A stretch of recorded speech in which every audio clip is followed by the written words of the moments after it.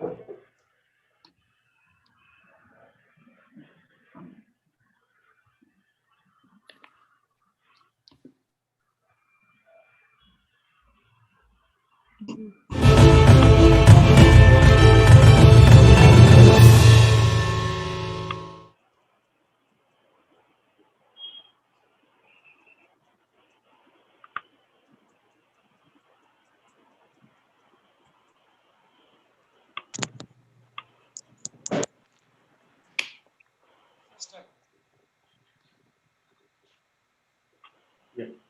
Hello, good evening.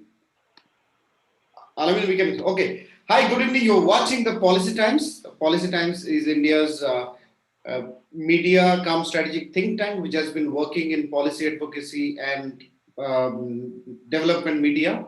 Since the inception, we have been working and trying to cover programs which lead to nation building and national reincarnation. So we have done programs on infrastructure development, on entrepreneurship, on healthcare, on a range of socio-economic issues which play a direct and indirect role in nation building. So today, under this Unleashing India Global Web Summit series, which is Policy Times, one of the most unique and premium and elite programs through which we have been very successfully able to connect with the leading policymakers, policy influencers, and thinkers of the nation under the chairmanship of Dr. P. Shekhar, who is chairman of also Unleashing India and Global Smart City Panel, a policy thinker, author, change maker, and a nation builder who has been contributing in many ways, an author also who has written more than 60 books, a technocrat, a technology lover whose book was recognized by experts, who was awarded by our former president, Dr. APJ Abdul Kalam. Under his chairmanship, this episode, Unleashing India Global Web Summit series, has been a real success for the Policy Times. Now, today is a little different, an exclusive program. Reason being, I was doing so since a couple of days. I'm doing a lot of study in terms of management, theories and strategies and all. So yesterday I was watching a video, for 7 habits of successful, highly successful people. There, one specific focus was given in terms of taking care of yourself. And when that theory was talking about taking care of yourself, because unless you take care of yourself, you cannot be a successful person or a mind or a successful individual. There were four important areas the theory wanted to highlight and promote and talk. For every successful person, there is always a background of family behind. So if the person do not have a very well family life, I think the success, the meaning of success is always limited, and which is also something which has been hinting me. Dr. Shekhar has been also behind us, me, especially in terms of how to build a good family life. So, one, a healthy mind, healthy heart, healthy brain, and overall your physical health. These are four areas that any successful people takes good care of himself. So mind, heart, brain, and health. In all this, there is a significant role of the family.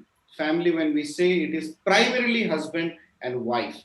Without a good healthy bond between husband and wife, no success in real success in life. And when success comes with a very good husband and wife, healthy family life, the success, the taste of success actually multiplies. Today, actually, we are going to talk on what is the enhanced role of professional couples to upgrade their outputs for national reincarnation. Successful professional couple also actually magnify it further. So one is a successful couple, and then successful professional couple who are successful in their personal life as well as in professional life, actually multiply, magnify the role and contribution of a family in real life. So today we will talk on that, and we have two successful families. I would request Dr. Shekhar to introduce our honorable guests and speakers today. I want to request Dr. Shekhar to give the introductory and keynote remarks, and also take this session forward from here. Thank you, Akram. Today coincidentally happens to be the 82nd show. Also happens to be Akram's birthday, which is very nice to have an event on his birthday. And today's event is more from the point of view of we generally have events dedicated to a topic of for the national reincarnation, which again means I'm putting my just a minute. Right. So we have crossed more than 80 episodes by now. Just you want to just run your PPT? Yeah, I let it was kept on. Just half a minute. Sure. So we have, so this is the 82nd episode, and we have been always running more on the various aspects of the. We are calling it national reincarnation. National reincarnation from national development is because post-COVID there has been a huge destruction of economy, destruction of confidence, destruction of life, so many things which are not something which is palatable. And at the same time, people, especially India, has to grow. This is a worldwide phenomena, and in which India is part of the the suffering of the COVID. Now, today's topic is professional couples to upgrade their output for national reincarnation. Professional upgrade doesn't mean upgrade from any point of view. That they are responsible for so many things which they are doing, which would have its own implications. I hope the second slide is coming. We can't see your slides. We can't see your slides, sir. Second slide is not coming? No. Can you share your screen? 1 minute. Okay, you please continue. Let me try. Just a minute.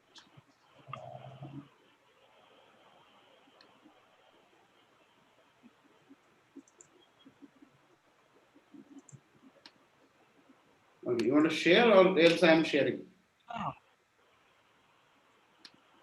Yeah, you please continue. Oh. Yeah, now it's coming?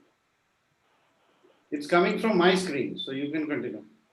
Yeah, it's very much on. I'll be rushing through this. If it's yours, okay. So the second screen is more from India's point of view, that how India as a country, we should know the complexity of a country. India is 206 countries put together in terms of population. India has got a land which is more than 2.9 million square kilometers, water which is enough for the country, but it has got its own problems in terms of the various culture, diversity, religion, race, whatever you say is not needed is there. But that has brought us a different type of unity, different type of recognition, different type of cohesion, and we are there to sustain. As COVID can show to the world that India has fought COVID as no country has fought. Before COVID, there are medical experts sitting in front of me, and they also agree that today India has proved themselves to be something extremely good in medical. Otherwise, we always used to get an example in USA that a doctor ratio so and so, that ratio so and so, this is so and so. We are all very bad. We are all not good. We are all not planned. Our doctors are not trained. Today, everybody in the world wants everything to do with India to be followed by them. Of course, we should not stand on big laurels. We have a lot of things to gain because there is a great advancement in other parts of the world.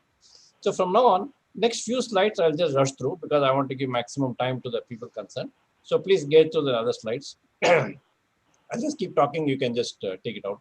So now coming to the topic in question is post-COVID, how it will be seen. Whatever slides I had prepared is more in terms of showing what are the ratios of various people who are there and how the ratio of male-female, because many times we do get worried about, male to female ratio. Indian male to female ratio from all aspects is almost 50-50. Somewhere it is 47-53, and somewhere it is, plus minus 2-3% here and there. And there are many places in which female population is far higher than male population. And in various aspects, right from rural area to upper area and urban area, they are going hand in hand. They are going reasonably well. Yes, there are places where women are having little bit of a disadvantage compared to the male.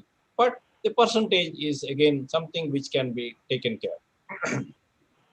Now, even on the sectorial employment trends, yes, male have got much more employment than females. Obviously, because females have got their own household problem, and there are successful females, the way they are going to talk today, who all have got an equally challenging job, challenging professional role, and still they maintain their personal family life and have a great successful life, and which is what should be taken up. Now, I will come directly to introduce the speakers rather than talking too much. Now, I have 4 speakers today. I will start with Dr. Samir Joshi. I would only request each speaker to keep 10 minutes as their time because there are 4 and we would like to complete it sharp by 7:30. So, Dr. Samir Joshi, he is great. He is even a Guinness World Record breaker in terms of his you know, liking for green environment. He does a lot of things for waste to energy and plastic usage, plastic non-usage, and he creates a real good system. He is an entrepreneur, he's a mentor, and he is also a very good public speaker. Today, one thing common about all the 4 speakers are they are all very good public speakers. Second, I have his wife, his partner, not partner in terms of the professional life, and his life partner, Dr. Gauri Joshi. She is a full-fledged medical practitioner. She has got a huge work in terms of her actual surgery work, and at the same time she does a lot of work in terms of remote healing people. She has even written a lot of books. One of the very good books is going to be launched tomorrow in terms of her spiritual book. It is not exactly on medical, so it is a multi-talented people and couple. Then after that, I have, of course, after Dr. Samir, I would like to have the 4th person as Dr. Tasneem. She is having a factory called Chocolate Factory. She is doing a lot of work in cake, and she is an international specialist, and she is called in various parts of the world to talk about her unique blend of tasty food items, and she is doing it with full gusto for last I don't know 15-20 years. And then we have got Mr. Arif Sheikh. Arif Sheikh is her husband. Okay. Now, purposely, I put one husband, wife, and then wife to husband. Not any reason for that. Okay. So he is a highly enlightened man, and he is, full-fledged funding, and he is a banking specialist in his own rights from various experiences, and he is heading one of the largest states, full-fledged infra plan. He's a man behind a $150 billion plan and having huge inroads into international funding, international finance, and a person who will lead India into the next future. When Prime Minister says that 250,000 crores of the government assets should be monetized, here is a man who is trying to do for at least one state to set an example for the whole India to follow. So with that, I'll call Dr. Samir as the first speaker. And then again, my request is 10 minutes each, and then we'll have one more small round. And Dr. Samir, please. Thank you, Dr. Shekhar, for the kind words, and happy birthday, Akram bhai. It's a great honor to be here again back talking to you on a different subject altogether. That small virus, I don't know, 1 millionth the size of a full stop, how it has changed the whole world. Life was much simpler when we were stuck to apples and blackberries as when they were fruits and not phones. But we started using those phones rigorously, and everyone going after the phone and after a mad rush, until that small virus stopped us in our path and made us to rethink our acts, redo our actions, and chart out a path which is like none another. Life came to a standstill almost 1 year ago in March, when the first lockdown was around, I think, March 23rd. And it was such a condition that no one knew what is going to be the future. Jobs were lost, lives were lost. It was new to this world. But if you look at history, this situation comes once in a century. The last pandemic was in 1920. Before that, in 1820. How, but we have outgrown those pandemics and jumped on to the bandwagon of, creating something new, the rat race, and also creating a name, a fame for ourselves and our nation. On one hand, there is technology. On the other hand, is how this technology is used. Husband and wife, they are chatting on WhatsApp and on the same table. I am posting to her, pass me the curry, and she is saying, wait a minute, I've got a WhatsApp call. This is how life has become. you know the family values, those values when we were small, when we were young, we were having those big joint families. To give an idea of Gauri's joint family, there her place is somewhere 40 kilometers from Dhule, a town in Maharashtra. I used to always joke, when you call them for a function, they will come in a, our Indian cities have those big red buses. So they will come in a red bus. So I was to always be afraid that when you invite them with the family, they will come in a whole bus. And it has very impossible for me after 26 years of marriage still to recognize her relatives, but she knows them properly. Now, the best thing is, they have a joint family. Everyone is out today, but yet they are connected together for a function, for a marriage. They all of them come together. That is the values what our forefathers and our fathers inculcated in us. Today, no doubt, we are caught up in our own careers. She in her own world, my in my world. I am trying to do something for the world, to lessen the burden of plastics on this earth, to do whatever little I can. In this process, I have traveled the entire length and breadth of country. I'll tell you a joke in this. Earlier when I used to travel, Gauri used to always tell me, get this from here, get that from here. Abhi wo bolte, bas aap jao lekin kuch mat lao. Just the other day we were cleaning our house.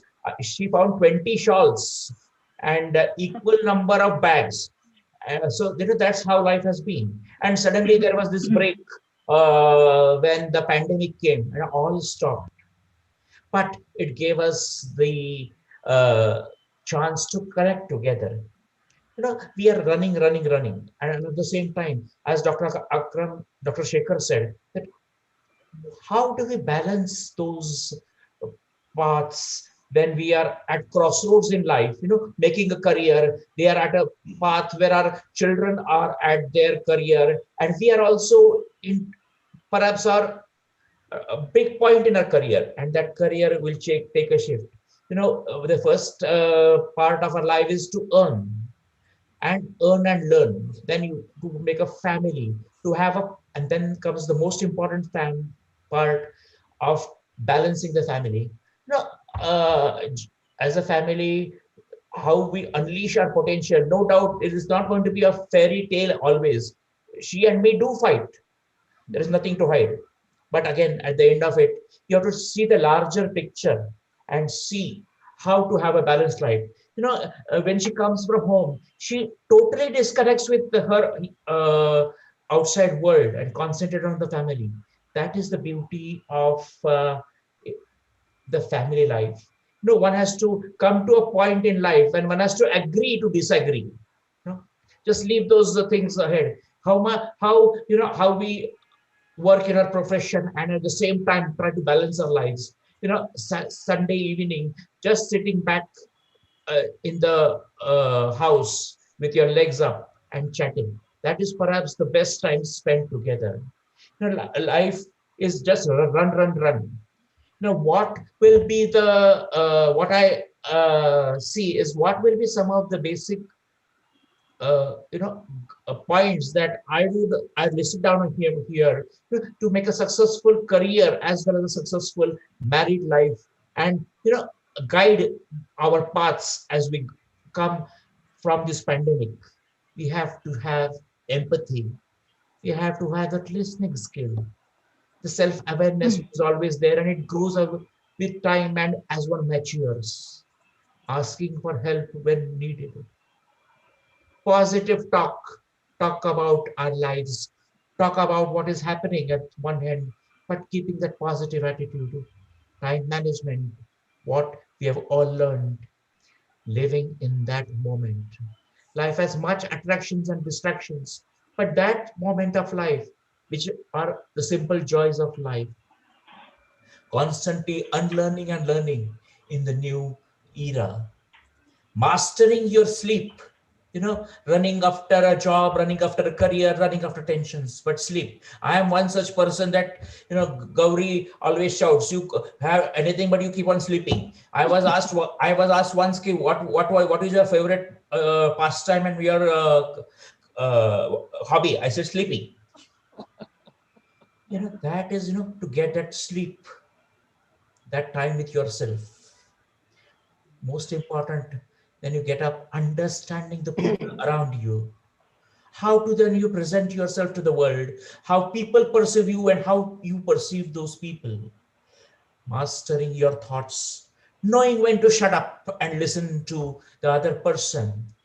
That is very important in this role of married life. And as we all couples work together for unleashing in India for a better future, it is learning what and then to shut up. Last but not least, being honest to oneself and our family and our partner, and inculcating the values that we have learned over the years and getting them into action and our what deeds and words. That is what we can do to make our lives better in this era of the new normal. Thank you. Thank you. Thank you. Excellently started. Very nicely presented. And I would like, because the whole idea behind this particular session, today's session, is that, as I said, couples have got huge role to play in terms of, what is it that we can contribute with pandemic, without pandemic, of course. Today with pandemic, the responsibility a lot more because even because of work from home, the husbands are also at home and professional women were at home or outside, but their responsibility is always inward in terms of home. So I would like Tasneem to have her vision, her version, and as I said, he didn't talk about the children. I would like you to talk about it. Both of you have got teenage children. Managing a teenage children has got its own challenges, which also I would like Absolutely. you to share. Tasneem, madam. Sure. Okay. Thank you so much for having me. Hello and good evening, everybody. My name is Tasneem, as Dr. Shekhar has already so graciously introduced me. So I am a baker by profession. I'm a cake artist, and now I'm a mentor and an instructor also because I teach a lot. So I'm more into teaching now. So actually, when Dr. Shekhar had asked me to come on board and be a part of this esteemed panel of speakers, I actually had no idea what to do. Uh, it did cross my mind what would I speak and how would I speak and things like that. But since this is actually the first time I'm getting an opportunity to come on board and speak about my professional journey, so I'm glad to do it. So actually, my professional journey started in the year 2010, I think, around that time. Uh, just when I just went and I enrolled myself into a small chocolate making course at that time, not knowing what future had in store for me. It was just for the pure love of food. I am a foodie. I love cooking and I love having people over. One day I would love to have you all over too. So that's how it started. And I just went in knowing nothing about chocolates and chocolate making and nothing about cakes at all. It was just for the pure love of food. Uh, Later, to my utter glee, I came to know that people are loving it and whomever I gave it to, and they are ready to pay me for it. So I said, why not? I was very glad that happened. After a couple of years, I got into baking and some serious baking. That happened by chance because I wanted to bake a beautiful birthday cake for my son at that time. That was around, I think, 8 years back now, 8 or 9 years back. and I again ended up making something very beautiful. People loved it thanks to the social media. At that time social media was just catching up. People were very very aware. Newly people had newly joined Facebook and things like that, and it just helped me at that time to, when I started posting my work online, and I started getting requests from people, to bake them small cakes and stuff. So I did start taking smaller orders. I started baking a lot after that. And like, I'm largely a self-taught baker. I have not done any professional course before taking this up professionally. um, I'm not professionally trained at all. At that time I wasn't. So a large part of what I am today and the kind of work that I'm doing is the result of unaccountable numbers of sleepless nights, a lot of failures, and a lot of trials and errors and recipe trials and all. So it's mainly because of that. And later on, of course, I did go ahead, and I did enroll into courses in India and abroad. And I got to learn a lot from internationally acclaimed pastry chefs and cake artists, and that's really helped me to gain a lot of confidence and polish my skills. One very significant time in my life was when a lot of big MNCs and corporates, started approaching me for big orders and their corporate requirements. And I took it up, knowing fully well that it would keep me awake at night because I had two small children at that time. And so my only time was to, bake at night and make at night, and in the morning get on with my work like any other normal housewife or a mother. Your school runs, your children's, football classes and other classes and things like that. So that was a very challenging part of my career, which helped me, which helped shape the kind of person that I have become today. The kind of confidence that I have today is because of that one time in my life when I just, that took those orders. I think sometimes they would go into hundreds of kgs. I would do that single-handedly, and just a lot of sleepless nights again, like I said, and those were done. And when I thought to myself that had somebody asked me a couple of years back to do this, Tasneem, will you do this? I think I would have probably gone and jumped off a cliff, but I would not have done that.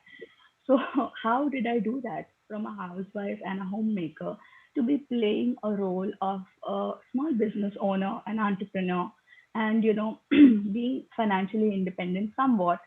And how did that happen? Then I realized a large part of that, of the organizational skills and the way I was conducting my business, and the discipline that I brought into it, I think came from the fact that I had been one, I had been a housewife, and I have been a homemaker, and all that I think just helped me, shape the kind of person I became and the kind of entrepreneur I was. So I think that was a very defining moment and a factor in my life. So from then on, of course, there was no looking back. What also made me immensely happy around that time was I started employing these women just in and around my area. These were house helps who were actually looking to make an extra buck and some extra income. And I just asked them, would you want to make some extra money? And they were only too happy, they would come in happily after their work hours were over. And we have like quite a big space in the house. uh, Sorry for this. And they would just come happily in groups. They would sit and they would do their work so meticulously. And these were also housewives, who were just doing their own job, and they were just trying to make ends meet, but they were so happily doing that. And with such lovely skill set, they just came in groups. They were actually used to sing. They used to just listen to music, beautifully wrap and pack the chocolates that I used to make during the nights, and the next day would be the dispatch. So that was a beautiful moment, and I was so proud, and that somewhere I had this small contribution in this, what I would call women empowerment, and I'm a huge advocate of that. So just a small part that I think I did play somewhere. Coming back to the present, I'm largely into teaching, like I said. I travel a lot across the country, and I hold workshops. And this mainly happens in professional kitchen studios, which we hire. And a large part of my participation and the student base come are 99% are women, which again is a very, I feel very happy, like seeing so many women. Not that I'm against men, there are men also sometimes, and I'm only more happy to have them. There are men who are showing interest in these things, and they want to be professionals. So it just makes me proud that somewhere we are just trying to help and do our little bit to empower these women. They are small entrepreneurs who come to learn from these workshops, and they take back such a big skill set, and much more than the skill, they take back so much of confidence. And that confidence is all that they require, I feel, to get on with their life and just go ahead and do something big in their life. Thank you. So this was pre-COVID time. Coming back to today, which is during the pandemic, we all know that so many people lost their livelihoods in this pandemic. Somewhere I also was, I also very drastically lost my confidence during the initial months, and we really thought that how is it going to. Thankfully, we don't depend. Financially everything is fine, but what about the people who are actually depending on these things for the livelihood, like small business entrepreneurs, small business owners? Somewhere I also felt that I'm going to lose it all. But thanks to the digital media again, and the social media presence, and the technology, and that has made the world such a small place. And I think this has actually brought us together. People started asking for online workshops. And I think that was just the thing that we needed. I had never thought previously of conducting any online workshops. I'm a people's person, so I truly believe in having that personal interpersonal connection with a person, and talking and just being around people. But because of the pandemic, I think I was forced to, because everybody else was resorting to the online and the digital platform. And so I did that too. And to my utter surprise, the kind of turnout that we had in COVID times for the online workshops was huge. And it was just not the bakers, it was also these, small home chefs and some housewives who maybe, who were wanting to learn, and they were just unable to maybe travel. And they came from all walks of life, and they came from the most remotest part of the country, and they were so keen to learn. And today I'm so proud that, when they call me sometimes and they tell me, ma'am, I'm selling so much, and I'm, generating this kind of income for my family, it just, makes my heart swell with pride. Um, of course, it's doing me good also, because I'm able to reach out to a lot of people because of the social media and the, digital platform. But this is something which is really very, very close to my heart, and I think I'm going to continue doing this for the rest of my life. This is something which I absolutely love. So somewhere I think we've made this women empowerment possible. Our smallest contribution is big enough, and you never know that how life changing it could be for a person. So I get these calls all the time from the remotest corner of the country, and sometimes they will send me pictures that and I'm so happy that they're actually running their household. So it's a big deal for me. I think I've done a little bit of good work here. So that is what about me. So lastly, again, I just want to say that, like I said, I'm a huge advocate of women empowerment. That is the way to be. And just we I will request all the men also around here to just to be a little more aware of of this particular point, and just give women chances, give them a chance, and then actually I think they will show you what they are capable of. Also, if there are any women who will be watching here, I think gender smart investments, the investments in today's times are very, very important.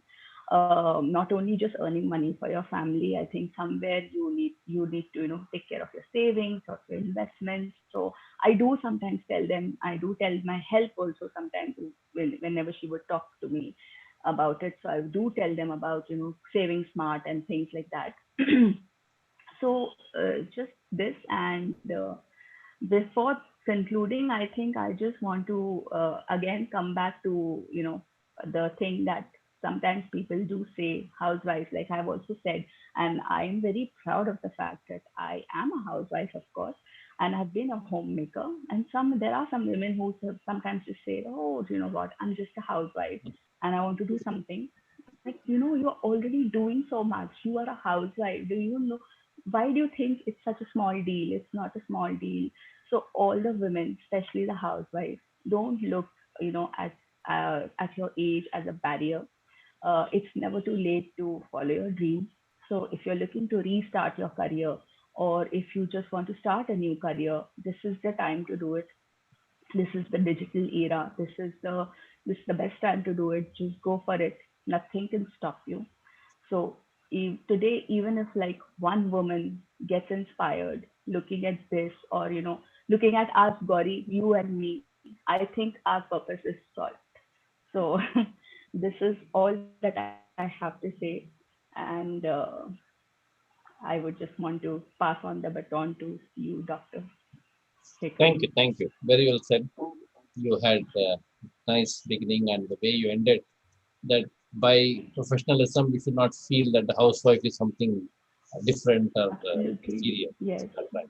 Yes. Now, I would request now Gauri Madam to say a few things about her medical profession and the second half about your book. There'll be one more, otherwise you may just run away because you got a book launch tomorrow. So after Arif, when we do the second, I would like you to tell about your book and now about your professional career, about the way you have brought out your children, the way you have balanced the two, along with the balancing the husband, a tough husband, you know, who openly says that his thing is sleep, which is something which I am proud of. So, Gauri, madam, you can. Thank you, Dr. Shekhar. First of all, I would like to thank Dr. Shekhar and Mr. Akram Haq for inviting me here. My greetings to my co-speakers, who are actually, I think, are more fluent than me in English, because I'm more of a technical person. So if there is some problem in my language or communication, I hope everyone would understand. um, You absolutely will. Don't I worry.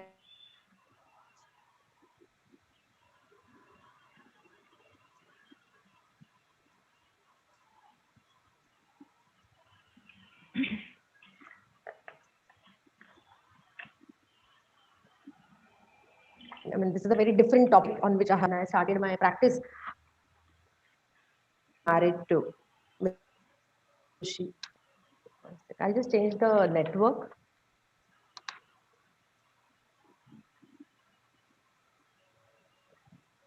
I'm audible, sir? Audible, but your signal, I think, is weak. Please. Maybe what you should try is put out the video and then talk. Maybe the signal is weak. Yeah, please talk. Okay, sir. Thank you. Can you hear me, sir, now? Yeah, we can hear you. Okay, thank you so much. Okay. So I was a ENT surgeon. I did my post-graduation after getting married. I was pregnant when I was actually doing my post-graduation. So it was a very tough period for me to go through. Then I was a hardcore ENT surgeon for the 12 years after passing out my post-graduation. And then I was attracted towards spirituality. I was attracted towards Reiki and yoga the most, because these are the techniques of meditation. It is not something that you want to achieve some goal in your life and you do yoga or Reiki. It could be a short term goal, but the ultimate aim of any spiritual way is to know your own self. Self realization is the only ultimate goal of any spiritual way. So that attracted me a lot, and that's why for the last 10 years I have been into the field of spiritual trainings and healings. And I used to conduct seminars here in my hospital's premises itself. But as Tasneem said rightly, since last year, I have gone on to the webinars. I was not exactly a fan of virtual training actually. But then with the webinars, I'm very happy to say that I could connect to people from all over the world, like people from Australia, Singapore, New Zealand, US, UK. They are coming and learning spiritual trainings from me, okay, which was not earlier possible because I was conducting my seminars or the training workshops only in Pune and Mumbai. So for me to, or sometimes in the interior of Maharashtra, sometimes I had traveled outside Pune also and outside Maharashtra also. Even I had a workshop in Dubai, which was physical training workshop. But it is not possible all the time. But because of the webinars, it has become possible. So I'm really happy, and many people are then able to get the mm, they are becoming aware about the spiritual techniques and what spirituality really means, and they're able to make changes in themselves. And even in Reiki, you can give healing to others. As many of you might know this, that you can offer healing to others. So in this way, people are able to offer healing to others also. And I would like to stress here, or I would like to, I'm very happy to announce here that myself as well as many of my students who are Reiki healers were able to help many COVID patients come out safely from the hospitals. No, that's really a very big feat we achieved in this pandemic period for the last 1 year. Exactly now, this is 1 year. So that is, I'm really happy about that. About being, the today's topic is about professional couples and how they can contribute. Okay. So I think professional couples can contribute to the country or to the economy, or in whichever way, empowering India, empowering nation, is by remaining together as couples. Because to stay in a relationship, to stay as partners, it requires tremendous amount of emotional capacity, or the very high emotional quotient is required, or I would say spiritual quotient is required if you want to remain committed in a relationship. Okay.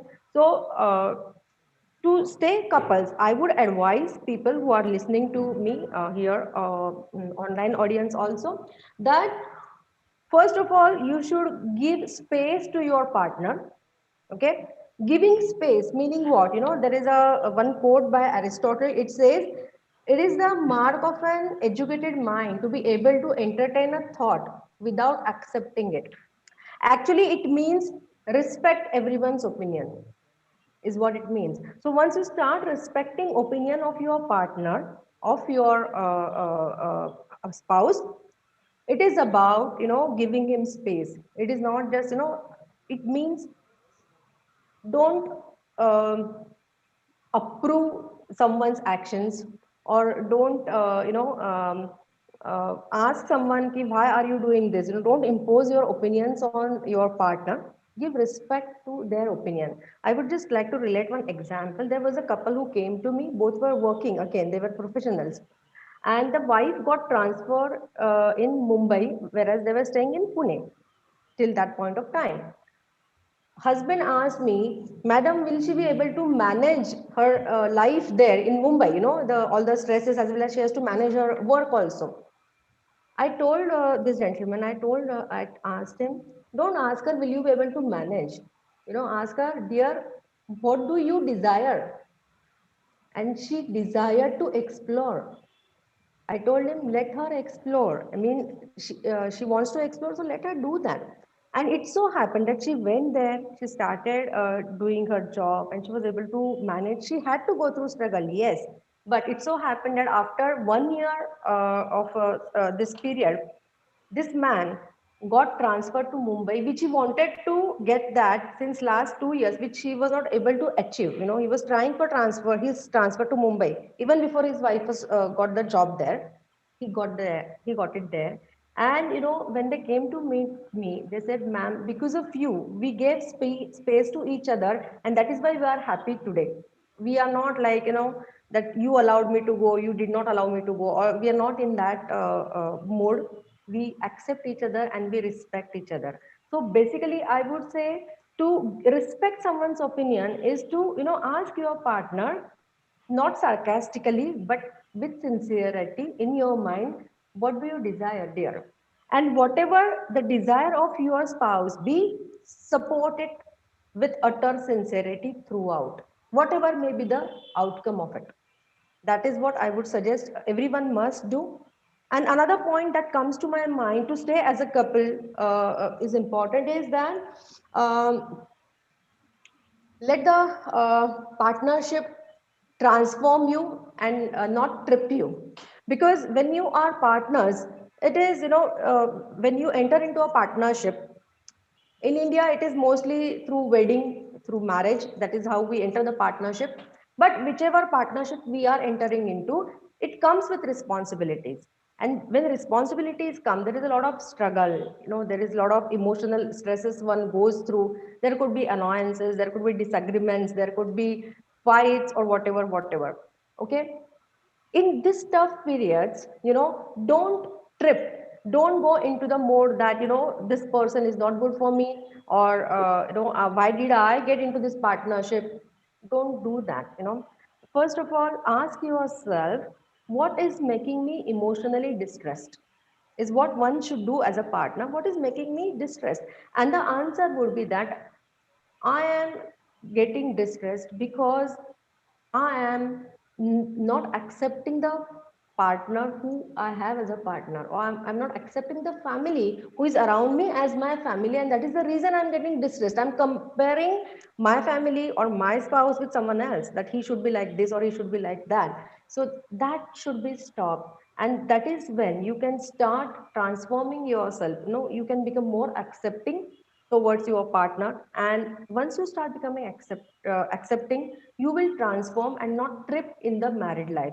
One small again example I would like to relate here is, there was again one girl, she was also a professional, and since marriage she was, you know, complaining. She was complaining to me that, "Ma'am, this family is like not accepting me as their as a part of their family." So she related one incident to me that there was birthday of my father-in-law, and they everyone celebrated it, and they did not call me even in the hall for celebrations. So I told her, if you consider yourself as a part of the family, you should go and be a part of the entire celebration, and don't worry about getting insulted, or, you know, what will happen, what some others will talk to me, or will they talk to me, or they will be aloof. Just go and do your bit there. Okay, and if you're afraid of doing this, then you have no right to complain. Okay, so basically, once you know this, she started thinking over it, and, you know, in next 1 year, she came to me. She learned Reiki. She learned yoga also, and after 1 year, her thinking started changing, and, you know, she is now very happy in her family. She's got a kid also, who is around, I think, 5 years old. She's able to take care of the kid also very well. So in a way, their family was settled. Okay, so I would, you know, these are the two things I would suggest, that remain a couple, and for remaining a couple, these are the two things which one needs to do, that give space and let the partnership transform you. And for both these things, I would say, with my experience, that dhyana or meditation is the only way which helps you do these things. Okay, so I would end my speech at one good incident in my life is, uh, with his grace, with Lord's grace, I have been able to do padayatra from Alandi to Pandharpur 6 times. In the only last year I missed it out because of the pandemic. But when I had this thought first in my mind, me and Samir were taking a evening walk, and I just talked to him that, I just feel like, I want to go for this Padayatra. And his response was, yes, we will find out how you can go and how will you manage there. But that was a very positive signal from him, which I liked very much and which I appreciate till this day. He never said, no, you cannot do this, how can you walk, you are not used to it, or something like that. He was very understanding. He could understand that I'm feeling it from my heart. And that was a kind of, I would say, first positive signal for me to travel or to walk that yatra.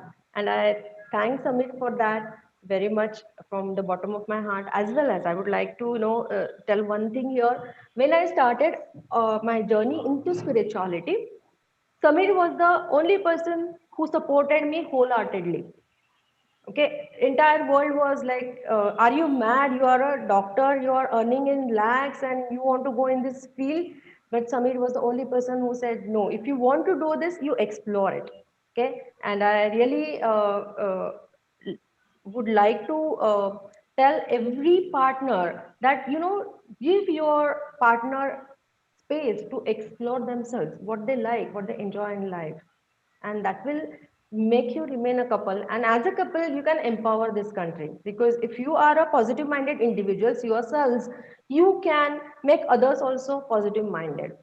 So thank you so much, Dr. Shekhar and Mr. Akramak, for inviting me here. Thank you so much. Thank you. Thank you. Now you can try your video. So the next round, when you're going to talk about your book also, in under 2 minutes. No, Yeah, only 2 minutes. I'd like to see you. Important. So now coming to our finance man, Arif. Okay, he's very special, so I'm keeping him fourth. Otherwise, he can buy off everybody. He's heading an organization who's having $150 billion plan, and I mean, I would like him to talk about all those things also today, along with main topic being the couples, because there again we should know that again where India has sort of come out of this West syndrome. If you say any of the Western countries, 60% diverse, because both are employed, both feel independence means independent of each other, which is very different from an Indian independence. India is going through a phase in which from a joint family, it is a separate family, so a lot of egos come in picture. But Indians are fighting it out. Indians are still less than 1%, 1.5%. And of course, that's getting exaggerated because I don't think from numbers we are because of the way at least the first three talk took place, or the way we try to respect each other, we try to give the credence to each other, we try to see that we are together, we are not I versus you.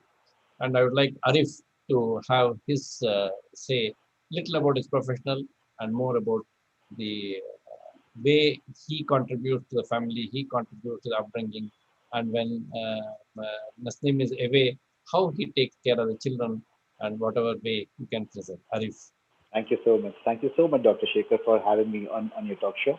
It's a pleasure being here amongst this, very august audience. Thank you so much. I want to thank Dr. Gauri for her great insights into, how to how to live a life, and would really like to thank Dr. Samir about, his valuable insights about how he's gone through it, and of course my dearest wife, Tasneem, who is so dear to me. So she is. So just to start off with what you actually said, and you wanted me to speak on, the major part of it, the family and the life itself, the marriage itself.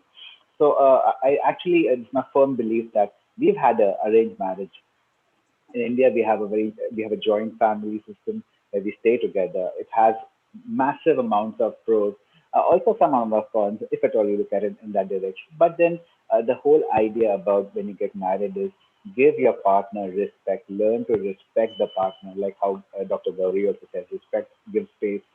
Respect is the first thing. Love will definitely follow. Definitely it will follow. As for Tasneem, because she's been a fantastic spouse, fantastic partner. Will rise up to every occasion when the occasion demands. Be it for when she got newly married, she was like we have a huge difference between us in ages. So in fact, she's completed her graduation as after we got married. So she kept on continuing her studies.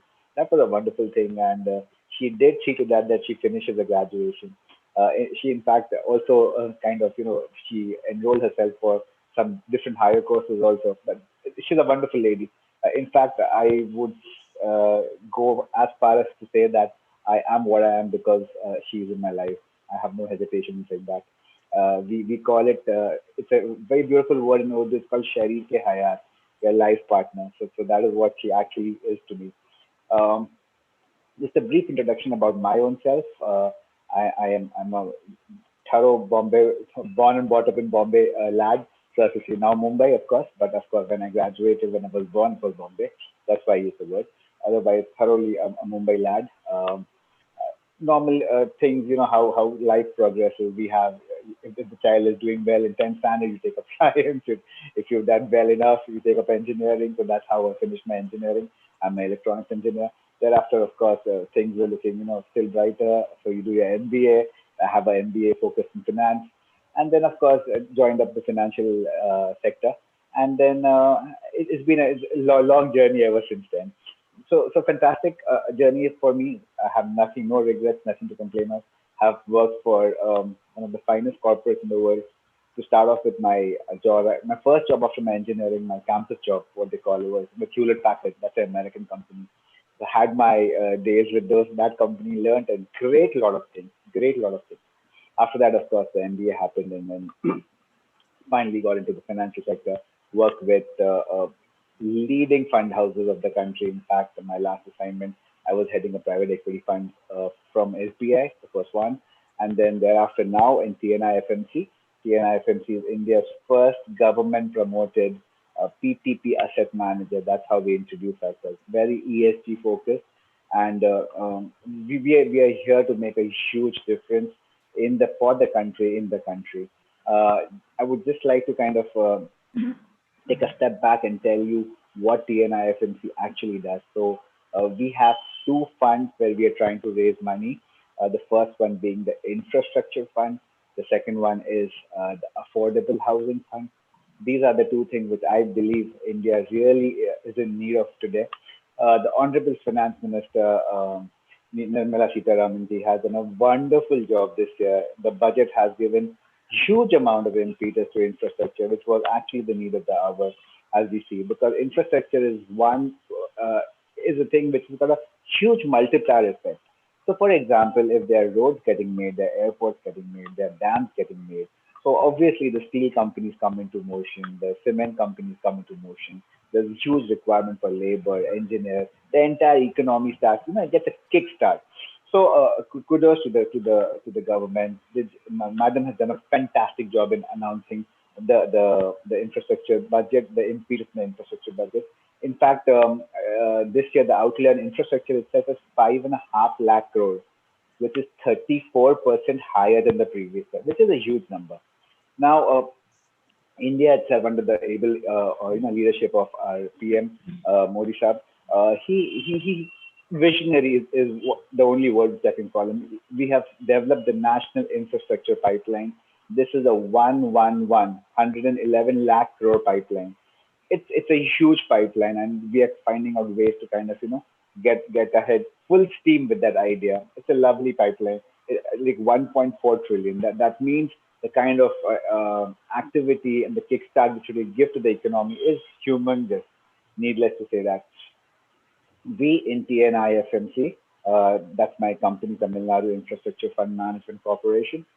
This is exactly what we're trying to do, albeit in the state of Tamil Nadu, just as a showcase, so that the states all across India kind of replicate our model and start doing similar things. We do have a first mover advantage here, to be honest, and we've done something which are fantastic. So we've got a lot of first to the names. Like it's been a first for the World Bank to invest in a fund. That's what they've done with us. They have invested a $50 million ticket. They've given us a $50 million ticket. The Japanese investors are there. The investors from the Middle East are there. We have huge family or global family offices who we are in conversation with. The biggest sovereign wealth funds, the biggest DFIs of the world, the development finance institutions of the world. We are in conversation with them.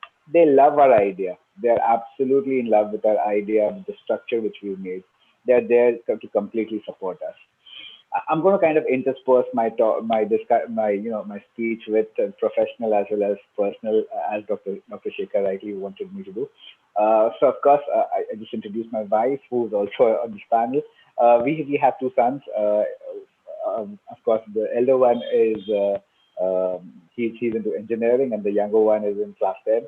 So I see my wife all the time juggling between putting multiple hats all the time. She'll have a hat of the homemaker, she'll have the hat of the cook, she'll have the hat of the mother, she'll have the hat of the the ringmaster to tame the boys, because they're growing up boys, so they will generally kind of behave the normal growing tantrum which typically boys will have.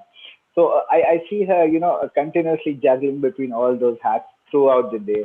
And then of course now, of course, because the pandemic, the external jaunts have stopped. Otherwise she'll be driving one to football, dropping the other to the karate class, something like that in between. So it's like a continuous job for her throughout the day, and I don't know when she finds time to do all the beautiful things she does. So she's been a exceptionally celebrated cake artist. She's won laurels for the country. She, in fact, actually, she's a Team India participant, where where the cakes are concerned. She's in Team India too. So that's a lovely thing that she's doing, and I actually learn from her all the time how to keep my composure and my calm when I'm doing all the other things too. uh, the learning curve in life, they say, should always be on. Uh, like I would circle back to Dr. Samir when he says that he's here to kind of reduce the plastic waste and everything else. So we in TNI FMC, the Affordable Housing Fund, which we have, it's a very ESG focused fund where all the buildings which we make, all construction is supposed to have, heat reduction techniques, solid waste management, liquid waste management. It's called circular economy, where there is the building produces zero waste. Everything which is produced, which is like the garbage, whatever it has goes to compost. So there's zero waste. There's rainwater harvesting, all the techniques possible in the world, and we have brought it to our in our domain, and we say that, hey, listen, if we are not putting all this in our projects, we are not seeing the project is not seeing the light of the day. So it's a lighthouse effect, which you want to call ourselves, which we do. Since we're doing it for our funds, we expose the other developers who work with us in the affordable housing space. We make them understand the beauty of this, and it doesn't cost much. Finally, in fact, it's a cost saving effort. It's a cost saving. It completely reduces cost in the longer term. They understand this. We have been great proponents of this idea. We've been taking this across India right now. Also, of course, at a good time, we'll be taking this idea across to the globe. As India's contribution to reducing carbon footprints, reducing the waste. So it's a wonderful thing that we have embarked on, and we are India's.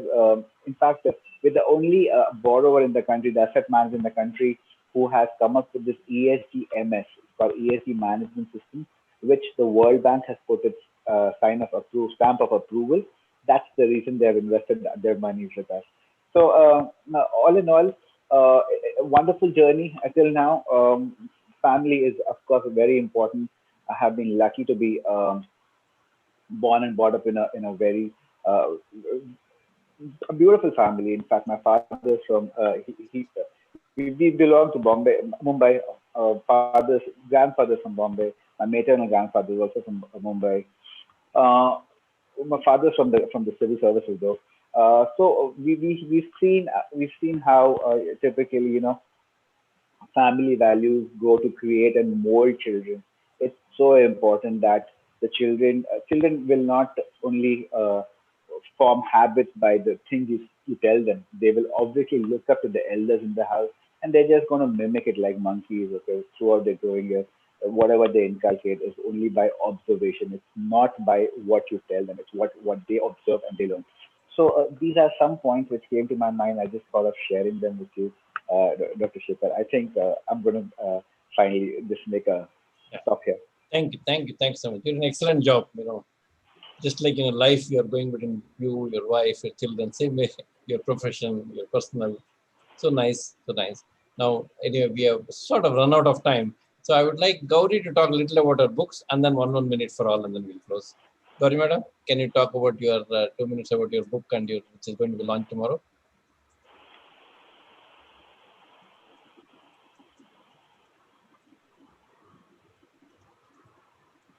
Uh, she may not be hearing us. No, I think she's only put the video of. She, Hi, sir. Yeah, she's there. She's there. Yeah. So, but I'm not able to put my video on. No, it doesn't matter. Doesn't matter. It's We can hear okay. you, madam. Okay, thank you, sir.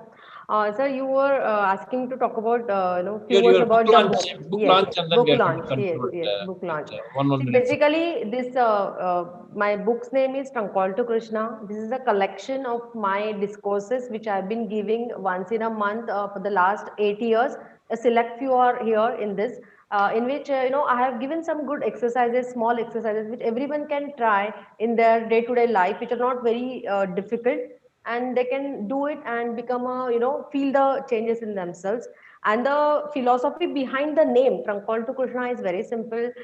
First of all, when you book a trunk call, you do to book a trunk call means first you have to become aware that I have to start talking to Krishna or to myself. I have to go on the path of self realization, and then you just wait. After the booking the call, you wait, isn't it? So you have faith on the universal, whatever the system is, and then be on the way of sadhana with patience and everything, and then automatically your dialogue with Krishna or your own self will start.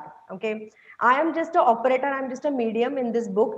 However, your waiting period will become easier when you read this book, and you will become aware what patience is, what is sadhana, what is surrender, and then a faith which is in your minds you will become aware of the faith. And if there is faith in your mind, there is no fear. Okay, so to become fearless, I would suggest everyone must book From Call to Krishna today or maybe tomorrow. Thank you, sir. Thank you, madam. And Good. I It will is be being sharing. launched tomorrow, I heard, at the Yes, same time. Very I'll nice be to know. sharing link with everyone, sir. Yeah, please, sir. So you can join online for the launch. Thank you. Thank you, sir. Now, I will have Tasneem, then Samir, then Arif to end. 1 minute each, please. Tasneem, madam. So you Last tell me concluding what would remark. you want Concluding to remark. concluding remark. Just so you asked me about my boys, and Arif, I think has already introduced them. So let me also just elaborate on that. Yes, I did miss the point where we got married very very young. We both were very young at that time. We will talk about all that the marriage story sometime later. Okay. But we were very young. We had our life did come with challenges. It was a big challenge for me too to adjust. But I think somewhere the family support played a huge role in the kind of person also that I am and the mother that I am. I think it was not possible without the family support. Had I even felt an iota of doubt in my family members' minds, I think we would not have come so far, both of us, professionally as well as personally. So I think in our development as a husband and wife and as a successful couple, I think I say successful because personally we are, good with each other. I'm not talking about professionally at all. So I think our family support is what has got us here. I live with my in-laws. They have fully supported me. My mother is around. She fully supported me. And of course, Arif is the wind beneath my wings that we call. So without him, so definitely it's all that support that we've got that we are here. So my children are now growing up. Now we are thinking about their future. It's time now for them. I think very soon we'll be experiencing the emptiness syndrome, which I'm very very I'm very anxious about it when I talk about it, but I think we are gearing up for that now. My older one is in his first year engineering.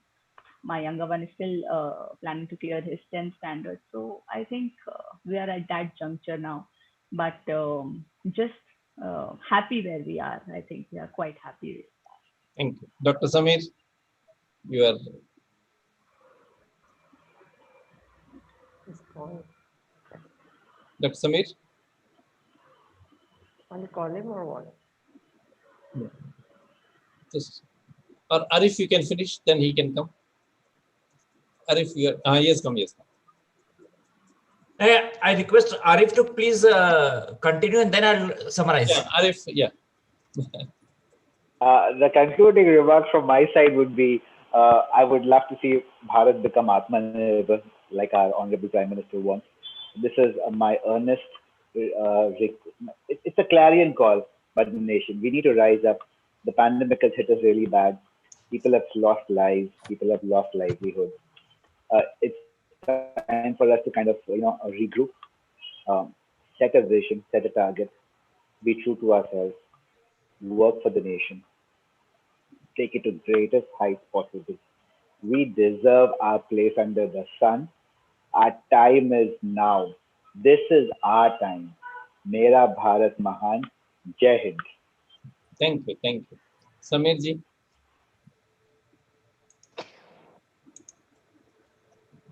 Yeah. Great things have already happened when chocolate and spirituality and money have come together. What I can say, we have learned to appreciate small things in life during the pandemic, how the rivers were clean and the birds were chirping, and what I can say for the future. In a heart within God above, hands together, with truth and good thoughts in mind.